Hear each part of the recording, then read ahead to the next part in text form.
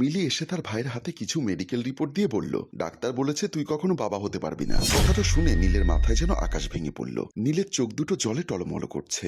মিলি বলল, ভাই এভাবে ভেঙে পড়িস না, আমরা আরো ভালো ডাক্তার দেখাবো। নীল বলল, তোর কি মনে হয় ডাক্তারের রিপোর্ট ভুল? একে একে 4বার পরীক্ষা করার পরও সেম রিপোর্ট এসেছে, তার মানে আমার মাঝেই সমস্যা। মিলি ভাইকে সান্ত্বনা দিতেই কথাটা বলেছে, সেও জানে এই রিপোর্ট কোনো মতেই ভুল হতে পারে না। নীল বোনের হাত ধরে বলল, আচ্ছা আপু, তোর কি মনে হয় এসব কথা শোনার পরও তৃষা আমার সাথে সংসার করবে, আমাকে ছেড়ে যাবে না? মিলি বলল, তৃষা তোকে কখনোই ছেড়ে যাবে না, ও সেরকম মেয়েই নয়। নীল বলল, একটা বাচ্চা না হওয়ার যন্ত্রণা কখনোই সহ্য করতে পারবে না। তাদের বিবাহিত জীবন তখনই সার্থক হয় যখন সে মা হয়, আর আমার কারণে ও কখনো মা ডাক শুনতে পারবে না, এটাও মেনে নিবে না রে আপু। মিলি বলল, তুই কোনো চিন্তা করিস না, আমি ওকে সবকিছু বুঝিয়ে বলবো। এদিকে তৃষা আড়াল থেকে ভাই বোনের সব কথা শোনার পর রাগে গজগজ করতে করতে রুমের দিকে চলে গেল। রুমে এসে তৃষা ব্যাগপত্র গোছাতে লাগলো। ব্যাগ গোছাচ্ছে আর নিজে নিজে বলছে, আমার সাথে এত বড় প্রতারণা, না আমি এটা কখনোই হতে দিব না, আমি থাকবই না এই বেঈমানের সাথে। নীল এসে বলল, কি হলো, ব্যাগ নিয়ে কোথায় যাচ্ছ?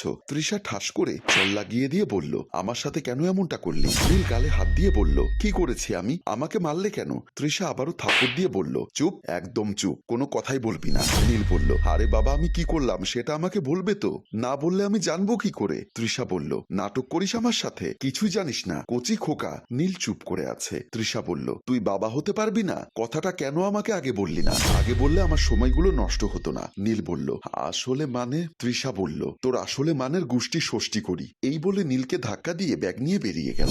ডাইনিং টেবিলের সামনে দিয়ে যেতেই মিলি সামনে পড়ল। কোথায় যাচ্ছ তুমি? তৃষা বলল, খবরদার তুমি আবার নাটক শুরু করে দিও না, তুমি তো মেইন কালপ্রিট। মিলি বলল, এসব কি বলছো? বড়দের সাথে কিভাবে কথা বলতে হয় সেটা শেখনি? তৃষা বলল, তোমাদের মতো মানুষদের সাথে কিভাবে কথা বলতে হয় সেটা আমার ভালো করেই জানা আছে। মিলি বলল, তোমার হয়েছেটা কি? কি সব ভাষায় কথা বলছো তুমি? তৃষা বলল, যার সাথে যেভাবে কথা বলা উচিত তার সাথে ঠিক সেভাবেই কথা বলছি। মিলি শান্ত স্বরে তৃষার হাত ধরে বলল, কি হয়েছে আমাকে বলো। তৃষা বলল, ওরে ন্যাকা, কিছুই জানে না, সদ্য ভূমিষ্ঠ হওয়া বাচ্চা, নাক টিপলে দুধ বের হয়, তাই না? মিলি ভাইয়ের বউয়ের মুখে এমন কথা শুনে অবাক হয়ে গেল। নীল এসে বলল, আপু তুমি কিছুই বলো না, সে চলে যাচ্ছে, তাকে আটকিও না। মিলি বলল, চলে যাচ্ছে মানে? কোথায় চলে যাচ্ছে? তৃষা বলল, অত কিছু তোমার না জানলেও চলবে, সামনে থেকে সরো, না হলে হাত উঠে যাবে। মিলি কথাটা শুনে সামনে থেকে সরে গেল। তৃষা ব্যাগটা নিয়ে চলে গেল। এদিকে ভাই বোন দুজনেই মন খারাপ করে ফেললো। 8 মাস পর নীলকে অনেকবার বিয়ে করতে বললেও নীল বিয়ে করেনি। তার এক কথা,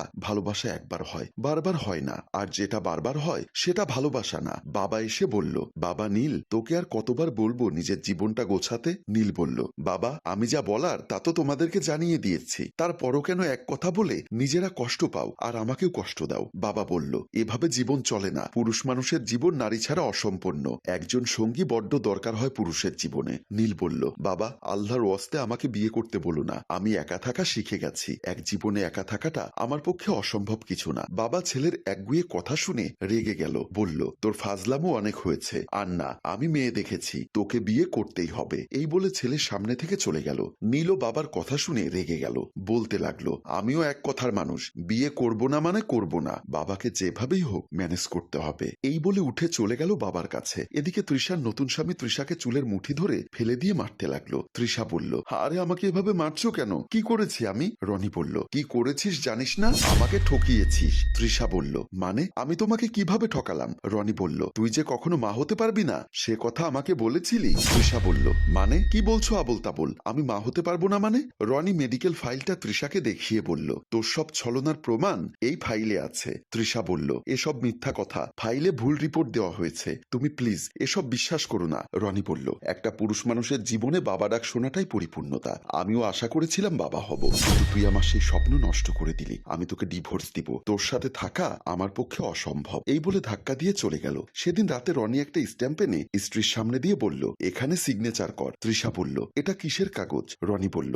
এটা ডিভোর্স লেটার, তুই আমাকে স্বেচ্ছায় ডিভোর্স দিচ্ছিস, তার প্রমাণ এই পেপারসটা। তৃষা বলল, না আমি তোমাকে ডিভোর্স দিব না, আমি তোমাকে ভালোবাসি, প্লিজ আমাকে ছেড়ে যেও না। রনি তৃষার গাল হাত দিয়ে চেপে ধরে বলল, সিগনেচার করতে বলেছি, সিগনেচার কর, না হলে এখানেই মেরে ফেলবো। তৃষা মরার কথা শুনে ভয় পেয়ে গেল, ভয়ে ভয়ে কলমটা হাতে নিয়ে সিগনেচার করে দিল। রনি স্ত্রীকে ধাক্কা দিয়ে ফেলে দিয়ে পেপারসটা নিয়ে চলে গেল। 2 বছর পর দরজা খুলতেই প্রাক্তন স্ত্রীকে দেখে নীলা অবাক হয়ে তাকিয়ে আছে। তৃষা বলল, ভেতরে আসতে বলবে না? নীল মাথা নাড়িয়ে সায় জানিয়ে ভেতরে আসতে বলল। তৃষা ভেতরে আসলো। নীল আমতা আমতা করে বলল, আমাকে ছেড়ে চলে গেছিলে না? তাহলে এখন কেন এসেছো নিজের সংসার ছেড়ে? তৃষা বলল, আমার স্বামী আমাকে ছেড়ে চলে গেছে, আমি নাকি কখনোই মা হতে পারবো না। নীল বলল, হ্যাঁ সেটাই সত্য, তুমি কখনোই মা হতে পারবে না। তৃষা বলল, না এটা হতে পারে না, তুমি আমাকে মিথ্যা বলছো। নীল বলল, আমি এক বিন্দুও মিথ্যা বলছি না, আসলে সেদিন আমরা তোমাকে আগেই দেখে নিয়েছিলাম আর তোমাকে শুনিয়ে শুনিয়ে কথাগুলো বলতে লাগলাম। প্রবলেম আমার না,